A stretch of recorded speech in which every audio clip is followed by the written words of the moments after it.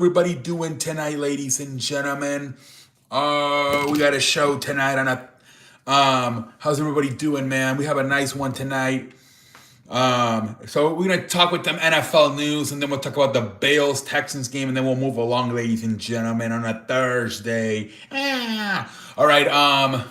So the biggest news today, in the NFL is so more stuff coming out about Jalen Hurts. I think I came here a few days ago and said that some members in the Philadelphia Eagles franchise were frustrated with Jalen Hurts and maybe thinking about moving on from him. Now more stuff came out today. They actually put a name on it. The reporter, I forgot what his name was, but he came out today and he said that the thing is that Jalen Hurts is not listening to the coaching staff when they're calling plays. He's kind of doing his own thing, and that they're saying it's because Jalen Hurts does not want to throw interceptions, so he doesn't want to take any chances, and that's why of the reason why the offense looks kind of really shaky at times, because they tell him throw it downfield to either AJ Brown or Devontae Smith, and he doesn't want to do it because it's like double coverage or something, and he doesn't want to throw the interception. And a lot of stuff they said that he doesn't really listen to the play. He just does whatever he wants. And they said that like he doesn't really socialize way too much with the teammates, like not going out for like I don't know, like beers or something. I don't know how much that really matters, but apparently he's kind of they're saying he's maybe too smart for his teammates. Like he's kind of like really like mature, and I don't know, but apparently this is what's going on. That he's I forgot what the reporter's name was, but that he's not listening to all the play calls. He's kind of doing his own thing. And then, like I said, that maybe he's not the best social teammate in the world. I mean, this was out a few days ago with Patrick Mahomes that they were talking about running the football, and Andy Reid said, "Oh, we're calling running plays; they're just being changed." He didn't say, obviously, but we know who's changing the fucking play. That's Patrick Mahomes.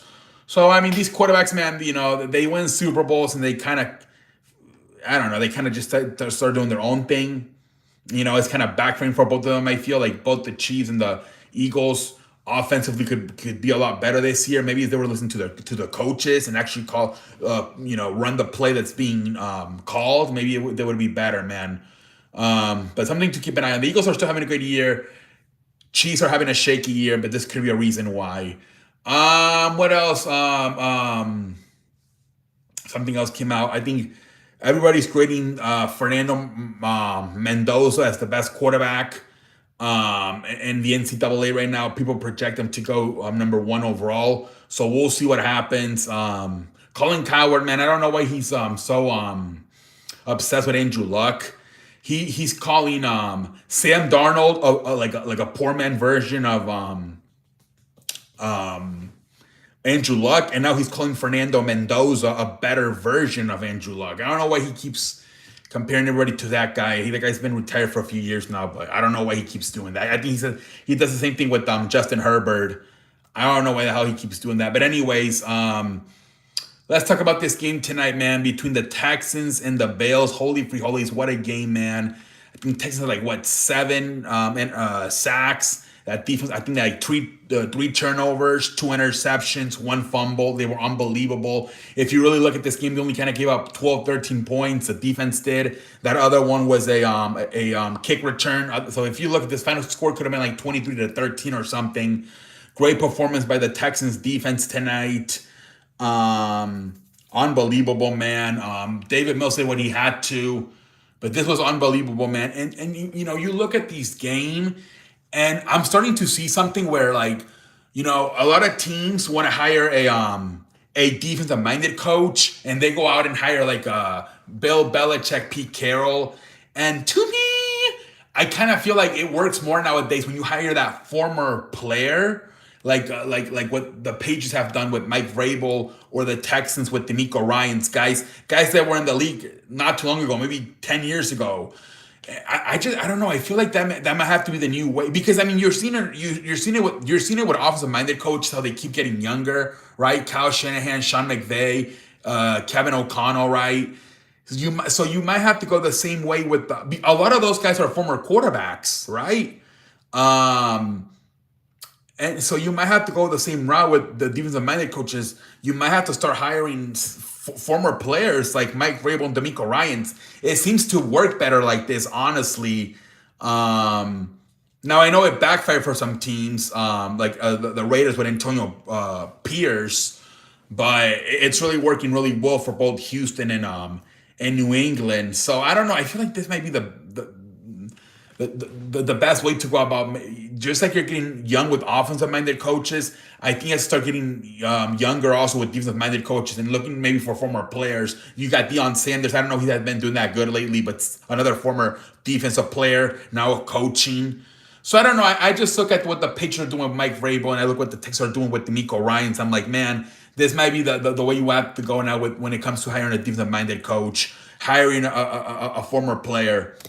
But anyways, that's just what I think. But anyways, great win for the Texans tonight. Josh Allen looked flustered. He got sacked so many times. Like I said, that's 23. Could have been even 23-19, I believe was the final score. Could have been even worse if the Texans don't give up that kick return for a touchdown. So complete domination tonight by the Texans defense. Holy free holies. But at least we got a fun, exciting game tonight, man. It was a fun game. Let's move on. Let's see what else. Baseball, there's really not much going on over there. Let's do some basketball stuff. The Lakers are starting to make some moves now with Mark Walter. He's the new owner of the Los Angeles Lakers. They fired some of the Buzz family members. I think the brothers were fired today. They're the brothers of Jeannie Buss, who I believe has, at least until right now, has the majority ownership of the Lakers. Obviously, that's going to be not for much longer as Mark Walter's going to take over. But yeah, today they fired them. They also fired a lot of scouts that helped throughout the years. Like, I think they helped guys like Brendan Ingram and, Austin Reeves and, Jordan Clarkson, Larry Nance, all these guys. A lot of those scouts were fired. It looks like Mark Walter wants to put in his own people. Obviously, a lot of people are wondering eventually if Jeannie Buss is going to step down. Because we see what happens all the time when the new majority owner takes over, man. We saw Mark Cuban kind of, he's still supposedly with them, but not really, right? You saw when they made the Luka trade, he didn't even, Nico Harris and the owner were the ones that really knew about it. Once it got finished, that's when Mark Cuban found out. So he wasn't really in it. We saw a few years ago when they advanced to the NBA Finals, how they didn't even call him up to have him be in the trophy presentation for the Western Conference Championship parade. So once you lose the majority stake, it's not the same, right?